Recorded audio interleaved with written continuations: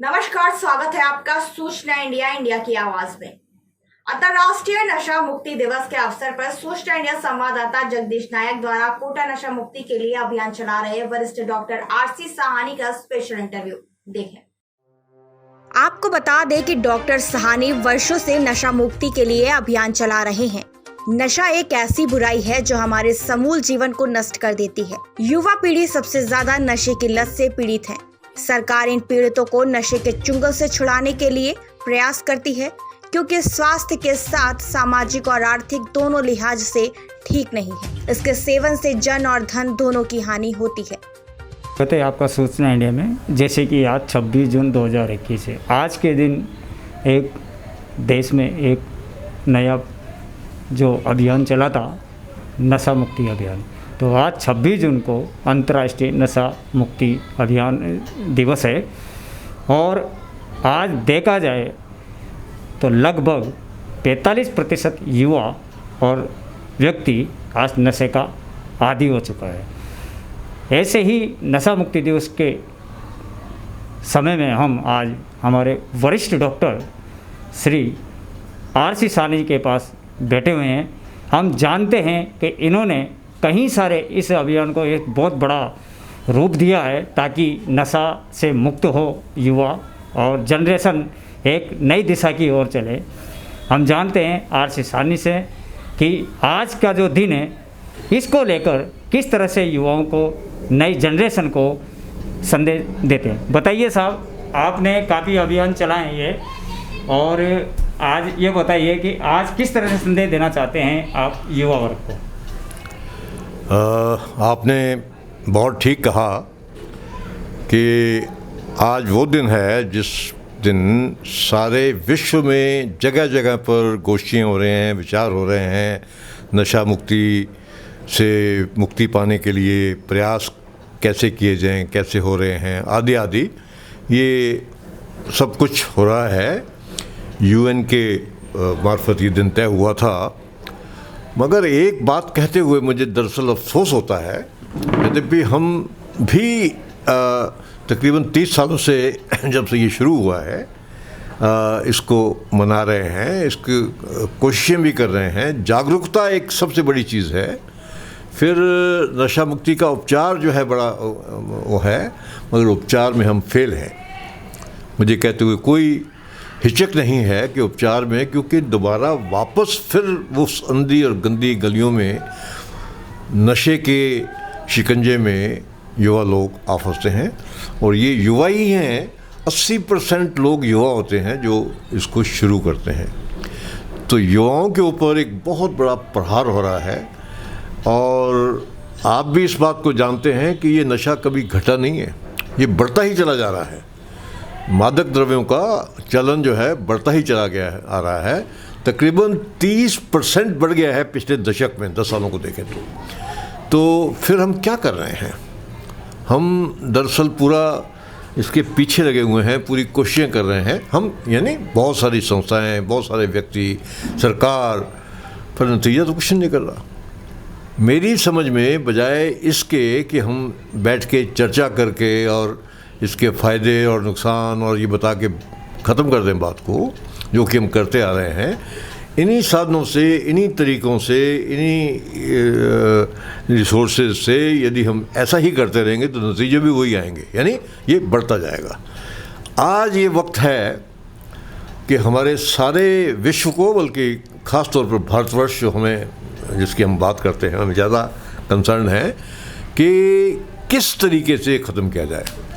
मैं एक बात निष्कर्ष जिस पे पहुंचा हूं बहुत बार असफल होने के बाद, कि केवल बच्चों और बच्चों को यदि हम अच्छी तरह से संस्कार देंगे, अच्छी तरह से उनके विचार रख देंगे, इसके प्रति नफ़रत पैदा कर देंगे, विचारों को देके ज्ञान नहीं बढ़ाएंगे, हम उनको उन विचारों को स्थापित कर देंगे, प्रत्यास्थापित कर देंगे, इम्प्लांट कर देंगे उनके ब्रेन के अंदर, तब ये नशे की नई इबारत लिखी जाएगी। और वो जब बड़े होंगे तो नशा नहीं लेंगे। अन्यथा बंद करते हैं, ठीक हो जाते हैं, वापस आ जाते हैं। तो एक ऐसा साइकिल है और नतीजतन आज हम बढ़ते जा रहे हैं। कोटा शहर के अंदर जैसे ड्रग्स है, स्मैक है, चरस है, ब्राउन शुगर है, गांजा है। और अगर कोटा का मार्केट देखा जाए तो लगभग 65% लोग नशे का आदी है, फिर वो गुटखा हो, सिगरेट हो या किसी तरह का तम्बाकू हो। कोटा की जो हॉस्पिटल है, चाहे वो जेके लोन हो या अन्य जनाना हॉस्पिटल हो जहाँ पर शिशुओं का जन्म होता है जी, अगर उनकी 2017 से पिछले 10 साल की रिपोर्ट देखी जाए, यानी 2007 की या 2000 उस टाइम की रिपोर्ट देखी जाए, तो कोटा में जो बच्चा पैदा हो रहा है, हर तीसरा बच्चा फेफड़ों से कमज़ोर हो रहा है।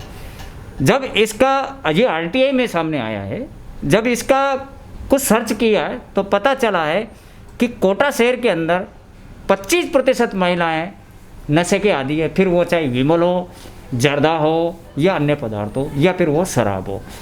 तो अगर ये स्थिति रहेगी तो अपन ने 2020 में और 2021 में कोरोना जैसी महामारी, कोरोना भी एक तरह से फेफड़े पे ही अटैक करता है। यस। और जब अपन नशा करते हैं तो वो उससे भी फेफड़े ही जाम होते हैं, यानी ऑक्सीजन की कमी। अगर यही स्थिति रही तो आने वाली जो जनरेशन, आने वाले जो बच्चे हैं, अगर उनके फेफड़े कमज़ोर है तो 2021 में तो किसी न किसी हालातों को देखते हुए, चाहे वो भारत सरकार हो या राजस्थान सरकार हो या अपनी मेडिकल टीम हो, सब ने मिलकर ऑक्सीजन की व्यवस्था कर दी। अगर आने वाली जनरेशन इसका शिकार है तो क्या हम ऑक्सीजन की व्यवस्था कर पाएंगे? क्यों? क्योंकि हर तीसरा व्यक्ति नशे का आदी है। बिल्कुल नहीं कर पाएंगे और ये बहुत बड़ी समस्या आने वाले टाइम में आने वाली है यदि हम अभी नहीं चेते।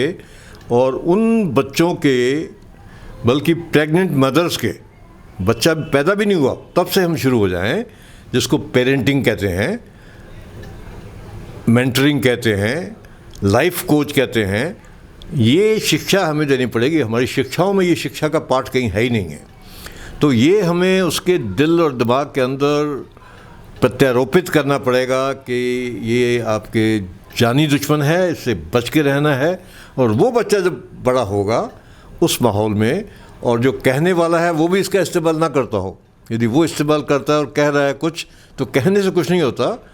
दरअसल बच्चा सीखता है जो वो देखता है, न कि जो उसको पढ़ाया जाता है, बताया जाता है। तो हमें उनको दिखाना भी होगा कि हम शुद्ध शाकाहारी हैं या साफ खान पान है हमारा, नशा वगैरह नहीं है। तो ये भी ज़रूरी है। और दूसरा, हमें उस बचपन में ही यदि हम पकड़ कर लेंगे तो हमारा भविष्य कुछ सुधर सकता है, अन्यथा भविष्य अंधकारमय है। जैसे कि आपने कहा, बच्चे यदि इस तरह से, जैसे हम 25% बढ़ गए, 25 करते 30 साल में हम डबल हो जाएंगे, 4 गुने हो जाएंगे। कितनी संख्या है, सारे के सारी हो जाएगा इसका इन्वॉल्वमेंट। तो ये 50-60% जैसे आपने कहा है, 65%, ये वास्तव में बहुत डेंजरस है। सुप्रीम कोर्ट ऑफ इंडिया और सभी सरकारों ने एनडीपीएस का कानून बना रखा है मादक पदार्थों को लेके, और कार्रवाइयाँ भी होती है। हर स्टेट और हर ज़िले में कार्रवाई होती है और पकड़े भी जाते हैं, और इसमें कभी जमानत नहीं होने का प्रावधान भी है। बावजूद उसके ये नशा कम होने की बजाय नशा बढ़ता जा रहा है। इसके पीछे क्या लॉजिक है और इसमें किसकी कमी है कि माननीय न्यायालय है उसको इस पर सख्ती से कदम उठाना चाहिए, या फिर ऐसे लोग जो नशा वितरित करते हैं, नशा गांव-गांव, शहर-शहर, गली-गली लोगों तक पहुंचाते हैं, इनके ऊपर कोई ऐसा कानून, सख्त कानून लागू होना चाहिए जिससे कि आदमी नशा बेचने से डरे। अगर नशा बिकने से रुकेगा तो नशा करने से भी आदमी रुकेगा। एनडीपीसी एक्ट ने आपने कहा, वो अपने आप में बड़ा सख्त है। पहली बार 10 साल, दूसरी बार आजीवन कारावास, और न्यायालय जहाँ तक सवाल है वो पूरा न्याय करता है। मगर साक्ष्यों के अभाव के कारण केस फेल हो जाते हैं। मिली भक्त किस छोटे लेवल पे, बड़े लेवल पे कहाँ क्या होता है आप सब जानते हैं, उससे जो है वो बच निकलते हैं।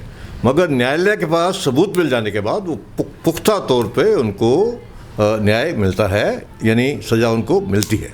मगर अब ये कानून बनना एक बात है, पर उस कानून के अंदर विश्वास रखते हुए ईमानदारी के साथ उस कानून को लागू करना, ये बहुत आवश्यक चीज़। जहाँ पर कोटा में जिलाधीश बैठते हैं, जो कलेक्टर होता है वहाँ पर किसी भी चीज़ की, गलत चीज़ की इस्तेमाल करना, उपयोग करना या सिगरेट पीना, गुटखा खाना, जर्दा खाना मना है, लेकिन वहीं पे ये चीज़ बिकती है। इसको लेकर क्या कहना चाहेंगे आप? ये बेहद अफसोस की बात है। ये बात आपकी ऑब्जर्वेशन और मेरा भी यही ऑब्जर्वेशन है। एक बार मैंने एक व्यक्ति को सिगरेट पीते को देखा और मैंने उस चौकीदार को कहा, जो पुलिस का आदमी था वो वहाँ बैठा हुआ, मैं कहा इसको रोको। कि साहब क्या रोकें, रुकते तो ये है नहीं। मैं कहा आपकी ड्यूटी है, रोको सही, आप रुके ना रुके, यहाँ तो बंद करे वो। तो वो जाता है उसके पास, कहता है साहब वो सब कह रहे हैं कि आप नहीं पियो। ये विल पावर है हमारी, ये हमारी वो है। क्यों नहीं कह सकता कि कानून मना है, आप ये पी रहे हैं, सिगरेट पी रहे हैं, खट डर जाएगा वो, क्योंकि कहीं ना कहीं उसकी कमजोरी है। खैर मैंने कहा जो कहना था मुझे, भाव कहने के यही है कि जिस तरीके से पूरी ताकत के साथ हमें कहना चाहिए सिगरेट स्मोकिंग कम भी हुई है, ये बात भी हकीकत है, सिगरेट स्मोकिंग कम भी हुई है, मगर फिर भी इन चीज़ों का इस्तेमाल उन जगह पे होता है जहाँ पर नहीं होना चाहिए, जहाँ जो कानून लागू करने वाले हैं वही कानून तोड़ रहे हैं। बाढ़ खेत को खा रही है तो क्या होगा हाल। फिर भी कुछ अच्छे लोग हैं, आते हैं, काम करते हैं और ऐसा काम करते हैं जैसे कोई समाज का आदमी कर रहा है, और आखिर समाज के ही आदमी है वो। पर अब करने न करना उनकी इच्छा है, उस पर कोई वजन नहीं ला सकता। कोई रुचि ले या न ले वो उनकी मर्जी है। आप आज नशा मुक्ति जो अभियान है जो आपने शुरू कर रखा है और आज अंतर्राष्ट्रीय नशा मुक्ति दिवस है, इसको लेकर आप जनता को क्या संदेश देना चाहते हैं कि अपन ने कोरोना जैसी महामारी से लड़ाई करी, कहीं ऐसा ना हो कि अपन सांस लेने के लिए अपने इतने फेफड़े क्योंकि अस्थमा जो रिकॉर्ड है अस्थमा विभाग है कोटा का, और उसका जब रिकॉर्ड देखा गया है तो 80,000 35 वर्ष से लेके और 60 वर्ष के लोगों की लिस्ट तो मैंने हासिल करी है। और जब मैंने अस्थमा स्पेशलिस्टों से इसकी बात करी तो उन्होंने बताया कि ये जो फेफड़े ख़राब हुए ये नशे से ही हुए, फिर वो नशा गुटखे का हो या फिर वो नशा शराब का हो या फिर वो नशा किसी और चीज़ का हो। ये बिल्कुल 100% सही है और आंकड़े भी यही कहते हैं। और एक बात मैं आपकी जानकारी के लिए बता दूं, रात को मैं भी कुछ इंटरनेट पे देख रहा था। ये महामारी बड़ी ख़तरनाक है, बहुत लोगों को तबाह किया इसने, जवान मौतें, अनजान बेवक्त दर्दनाक मौतें हुई हैं। मगर आपको ये जानकर हैरानी होगी कि 2 साल के अंदर होने वाली मौतें नशे से और इस महामारी से यदि आप देखें तो इस कोरोना कोविड-19 से जो डेथ्स हैं वो आधी हैं, नशे से डबल हैं आज की तारीख में भी, बावजूद इसके कि भूचाल आया हुआ है सारे विश्व में और भारत में भी। मगर नशा अपने आप में नंबर 1 किलर है, इसमें कोई शक ही नहीं है। नंबर 2 नहीं है, ये नंबर 1 किलर है। एंड इसके लिए जागरूकता स्ट्रॉन्गेस्ट वेपन है, स्ट्रॉन्गेस्ट अस्त्र शस्त्र है जिससे हम लड़ सकते हैं। और अंदर भावना पैदा होना है, ये बचपन में हो सकती है। ये 3 चीज़ों के साथ मैं बात को कंक्लूड करना चाहूँगा कि यदि हम चाहते हैं दिल से तो बच्चों से शुरू करें, एक नई इबारत लिखी जाए। जब हम ना होंगे मगर ये तो मुख्य धारा में होंगे, उस वक्त नशा मुक्त या नशा एक सीमा में हो, ये स्थिति तो आ सकती है, बशर्ते हम ईमानदारी से निष्पक्ष और तटस्थ होकर और अपने आप को जिम्मेदार और संवेदनशील होकर ये सोचें तो किया जा सकता है। जैसा कि आज डॉक्टर साहब ने बहुत सारी बातें बताई कि नशा विनाश की जड़ है और ये जितना हो सके उसके लिए रोकने के लिए अभियान चलाना चाहिए।